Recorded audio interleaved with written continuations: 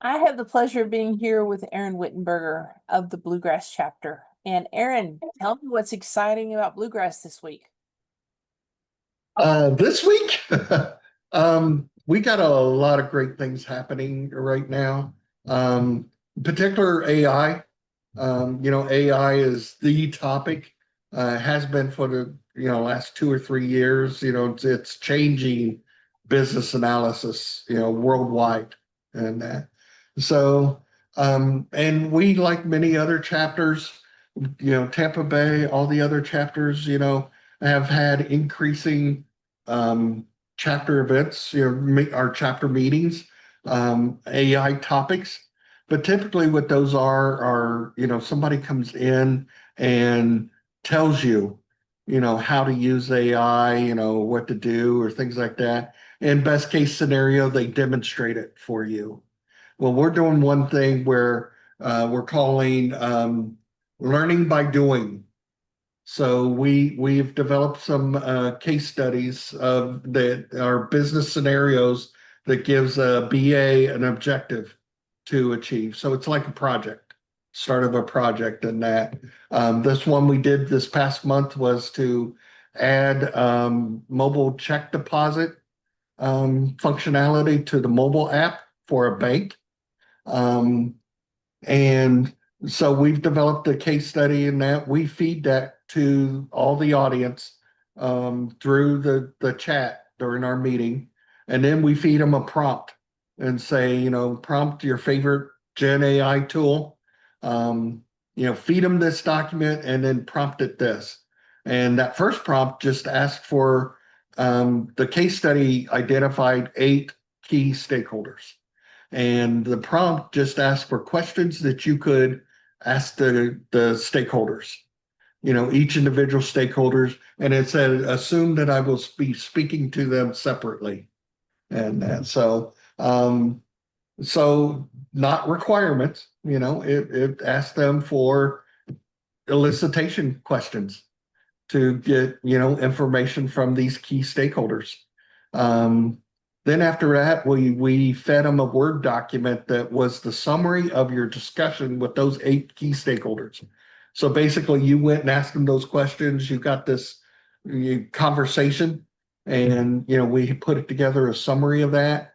We fed that through the chat, and then we fed them a very well-structured prompt asking for functional requirements, which Gen AI would have gotten from that elicitation requirement or results, our summary of conversations.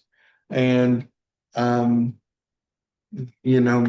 so there we are asking for requirements. Then we had a prompt to ask for non-functional requirements. So it was really cool. And last month was our first month of doing it. We're going to do it again. We meet on the third Wednesday of each month at 6 o'clock. And we're just taking 10 minutes, 10 to 15 minutes we feed this stuff through the chat to everybody. We tell them to open a browser, go to ChatGPT or Copilot, Gemini, whatever you're using, and, feed this stuff to Gen AI, see what you get. Unfortunately, with 10 or 15 minutes, you don't have enough time to really look at the results and determine, is it right? Is it appropriate? So we got a couple more events coming up. So one is this Monday. It starts this Monday. It's a 3-week kind of really explore that case study. And we're going to understand the case study before we even prompt ChatGPT. So we know what the objective is and, who the 8 stakeholders are, really understand it well. And then we'll prompt it, asking it for those questions. And then we'll be able to actually take the time and review what we got from generative AI and use our business analysis expertise to say, is this right? Is it appropriate? Is it complete? And kind of make sure that Gen AI is not hallucinating on us. because you always got to be concerned about that. I'm looking Um, forward to this because in the last experience, I contacted you and I said, we've got to compare what's happening in Perplexity versus yes. Pilot versus all the different ones. So we want to, because we can't really, it's harder to do it on our own to compare the Mhm. one to against another. But if this way we can see each other's results, I'm looking Right. forward to that. And you were the first one to give me that kind of advice, but you weren't the only. There was others that said, "Hey, we need to explore this stuff more." And I go, "You know what? You're Right. right," because Thea said that too. Uh, so that came to this 3 week thing where we're going to take that one case study, do the full analytical journey, and really review what we are getting from generative AI. We could compare it among our audience, our participants, as well as, just have people say, okay, what did you get? And does it look right? Is it what you were expecting? Things Right. like that. And then those are at noon on the 10th, the 17th, and the 24th. Um, Okay. Mondays, those are the next 3 Mondays. And then on Thursday, November 20th, we're going to take the next case study and we're going to do it in one. What we have a lunch and learn event over a BA technique. Um, so we'll be able to take more than 10 minutes and review that case study, prompt chat GPT or generative AI 3 or 4 times and look at what the results are that we're getting back. So not 3 weeks, but be able to break things down and review the results that we're getting. So, and the really nice thing, like I said, I called it learning by doing. We're not just telling you, we're not demonstrating the you are actually participating. You're actually doing this stuff. And that's what we saw. You were at the first event last month because I urged you to be there. um, but we had several people there and we were getting comments, that night and everything. The people were actually doing this. They weren't sitting back and just listening to us. Right. This is like a boots on the ground workshop where you get to learn how Kind of. to use AI better. And the nice thing about this was like a 10-minute investment, Mm-hmm. so it wasn't deep, and certainly you're not going to get a real deep into that. Like you said, we couldn't compare notes. We couldn't or compare results or really review results. So Right. that's what these other events are going to do, is give us the time to do those kinds of things. Well, I'm looking forward to it partially because we know that we're hearing that business analysis can be replaced by AI, but we also know that that's not true. Um, sorry, excuse me. Yeah, I agree. It's not true. You need somebody, first of all, to prompt you. I mean, it just doesn't offer you information in that. But having that expertise to review the results and Mhm. understand them and evaluate them for appropriateness, completeness, things of that nature, that's important. I don't think that you're going to, any BA will be replaced by AI, but you may get replaced by a BA who knows how to use AI. Yeah, You may get left in the dust if you don't, get this skill of, actually how to prompt, how to get information out of AI. I agree. I agree. I think every profession needs to be using AI. And I have so many people that say, I haven't gotten into AI yet. And I'm thinking, you're going to be too late very soon because it's changing every single week. And Yes. you need to have your hands around it so you can understand it. One of Yep. the things I really appreciate doing is providing it a case study and a template of a requirements document and having it start the requirements document for me. And so it gives me a Mhm. place to start so I don't have to do all the typing. I can say, okay, here's the two things, merge it, and I can work from there. It cuts about 3 hours off my day whenever I have one of those. And I'm really thinking we can do this for so many more things. Yeah.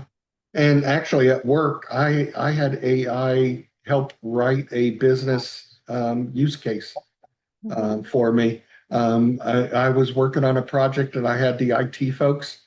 I had three different IT teams, and they were saying, "Well, how does the business operate in this function?" And they didn't understand the business process, and they were, expected to come up with the solution, but they didn't understand the business. Right. So I had interviews with the business and the key IT people that support that business, that process, getting all the information and just really kind of fed that to Copilot is what we're allowed to use at work.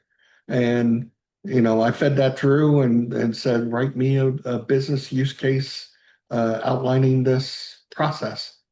And Right. it did fairly well. I asked it for a diagram. It did not do so well.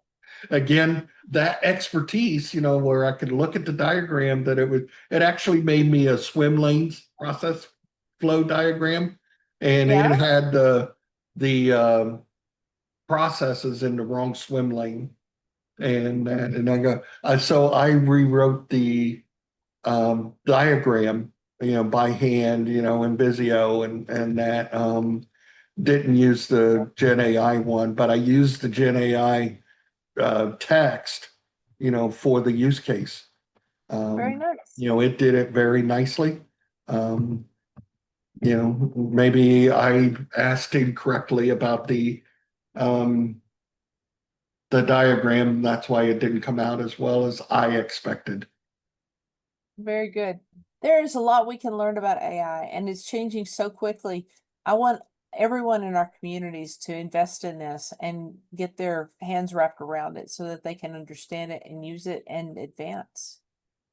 And the way this activity that we're doing, learning by doing, that was, I was in a board meeting with the Bluegrass chapter board, and topic came up that we really wanted to teach our community how to use BA or AI so that they don't get left in the dust. Yes. And, through that collaboration of the 8 or 9 of us that were there, just ideas started flowing very quickly. Um, and we came up and we had consensus by the end of that discussion that we were going to take 10 minutes right before our main program for the evening and do this little exercise or activity. And it's going to be have them do it instead of Mhm. just tell them about it. Um, Right. so learning by doing. Um, so that was the whole idea was really a collaboration of all the Bluegrass IIBA chapter leadership. Right. Somebody started that discussion and that, and I really just took it and ran with it. Once they sold me on it, really, and that I formulated the idea and that, and started developing case studies. Um, to actually make it useful. And these are all real business scenarios that we're creating, and they're across industries. Like the first one was banking. The next one we're going to do is manufacturing. Um, I've got ideas for retail, government, higher education, Mhm. so okay, insurance.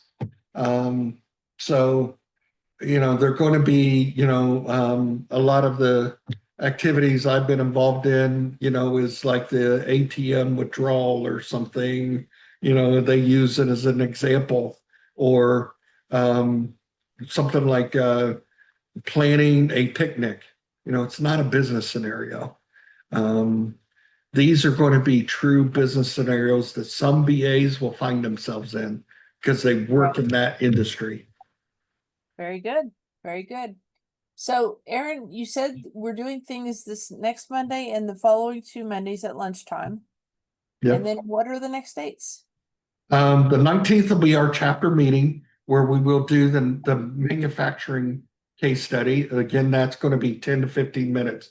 And the super cool thing about that, we have Raj Janagada from Australia coming in to talk. His topic is a day in the life of an AI enabled BA. Very So nice. feeding right into that topic. And then the next day is November 20th at noon. Okay. Steph and I is going to break down that case study, that manufacturing case study, and spend more time. So we got 45 minutes to an hour now instead of just 10 minutes. So we could Okay. break down the case study, we could feed it to generative AI and ask it for, requirements, user stories, all kinds of different things. Like I did at work, ask it to create a diagram, a context diagram, any of our business analysis models that we do. Right. Very good.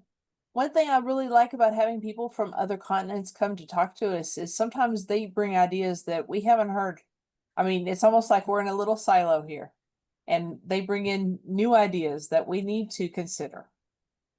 Absolutely. So we enjoy that, getting all kinds of different perspectives from around the world. So that's really nice. Yeah, it is. Okay.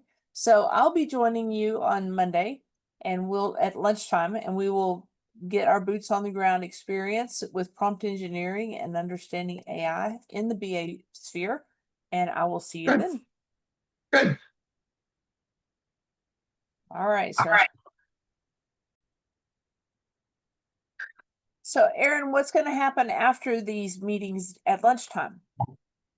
Something that Tampa Bay is involved with us in that, which will be a conference or a professional development day that we are doing in 2026. It'll be in May, May 14th and 15th, actually. And Tampa Bay was the first chapter to sign in on this idea. So the Bluegrass chapter has done a virtual professional development day or conference for 5 years. We've learned a lot in doing that and that. So this next year we decided we're going to open that up and allow other chapters to learn from our experience. And so we offered it to all the chapters in the United States Eastern region and a few from the Central.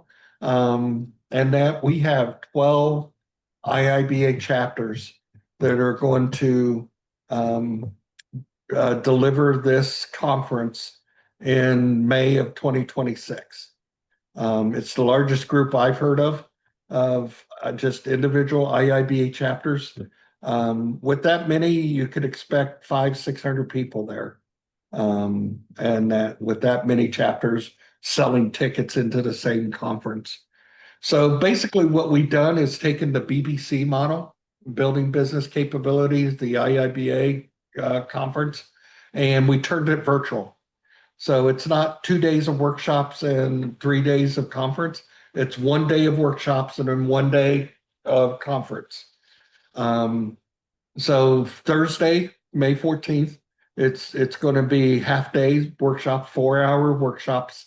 So there'll be a morning workshop and an afternoon workshop.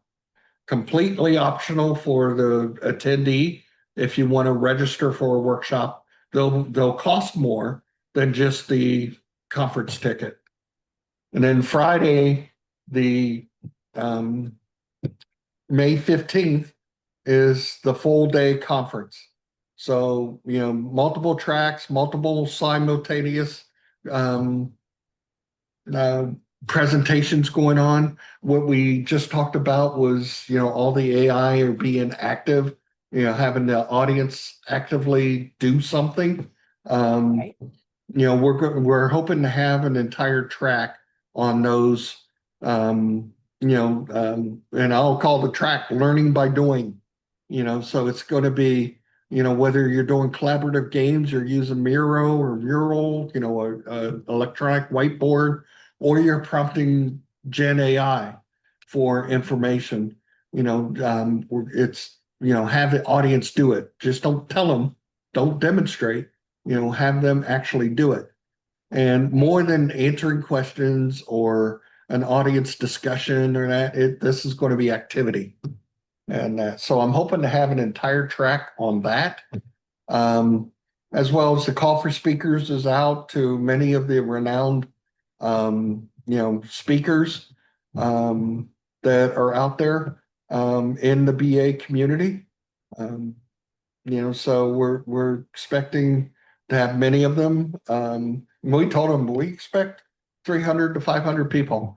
So that should pique their interest and go, yeah, I want to talk to that many people. um, so we should have some really great speakers, which for our BBAC conference, our Bluegrass Business Analysis Conference, we've always told you we would be back. Well, we are. This is Um, excellent. We're so we're gonna we're gonna lose that name. We're gonna lose our little saying. We told you we'd be back. Here we are. Um, and the we have a planning committee where every one of the 12 chapters are represented on the planning committee. And we've come up with a name of Unleash Your Potential, Elevating Business Analysis Excellence is our very nice. subtitle in that. Again, May 14th, May 15th of 2026. It's going to be an epic event. I have no doubt. I'm looking forward to the cross-pollination between the different chapters. Yes, I mean, just having an audience, and I'm sure it's going to be an international audience that we will have there, and everything. So, just being able to connect, across all our communities, 12 communities are going to be there, as well as, the, folks that just see it out on LinkedIn or whatever, and connect with us and decide to buy a ticket. So there will be a conference ticket, and then each workshop will be additional, so that the people that just want to come to the conference, you can do that, and you're not paying for a workshop. So we're making it, and it's pretty inexpensive, as our BBAC conference has always been. Um, so should be a really great activity. I will tell you, the call for speakers went out this past weekend, and we have 7 responses already. That's excellent. One of the things I'm excited about is your past speakers have been some of the leaders in the industry. I don't expect this to be any less at all. Right. We've had some really great speakers, some real thought leaders in the global business analysis community. And Right. those are the ones that received a call for speakers. And Very there's been some others that we've come to know in the past year or two, that also got the invitation. So, I remember the IIBA said that a pretty large percentage of the BAs said that their employers will pay for some of their education. This qualifies as education, right? absolutely, absolutely. It Okay. does in that. So it's certainly building the skills. It's Mm-hmm. like the subtitle says, elevating business analysis excellence. Right. Increasing your capability, making you more effective for your organization or clients. Right. And it also gives you the credits you need for PDDs and things like that, right? Right. Well, the conference qualifies for CDUs by Okay. IIBA terms, continuing development units, to retain an existing IIBA certification. Okay. The workshops are training. They'll have student activities. They'll have things that provide, and it's 4 hours, so it'll provide that deeper learning experience. Um, Right. and those will qualify for actual professional development hours, Mm-hmm. to get a new IIBA certification. One of my favorite parts about attending BBC and some of the other conferences is as I sat around the table working with people on a project in a workshop, they became like we were a team. They became my family. And I've been able to keep in touch with them for years because we have these common shared experiences. I bet you're going to find that with your workshops as well. Yeah, I believe so. I think you do. I'm still in touch with people that I've met at BBC and that and you know some of them are those speakers that have been invited to speak at our conference. Right, right. Well, Aaron, as we wrap this up, anything else you want to tell the audience? Be there or be squared. Uh, it really is going to be a great event. You should see a lot of attendees, so you'll be able to connect with people. It will be delivered on an event platform, you know, that'll make it easy to find all the sessions and that. You will also, all sessions will be recorded in the conference. I'm talking on Friday. Right, All sessions will be recorded and all attendees will have access to all those recordings. So we may have 3 or 4 tracks but you can only be in one of them at a time, you know. right, You could always, so basically you could get probably 7 CDUs that day. But you come back and watch the recordings of everything you missed and it probably 20 to 28 CDUs that you could get from this one event. right. Well, that sounds like a great investment. Well, Aaron, thank you so much for being with us to talk about this today. Well, thank you for having me. My pleasure. We'll All talk to right. you next time. Bye. Okay. Thank you.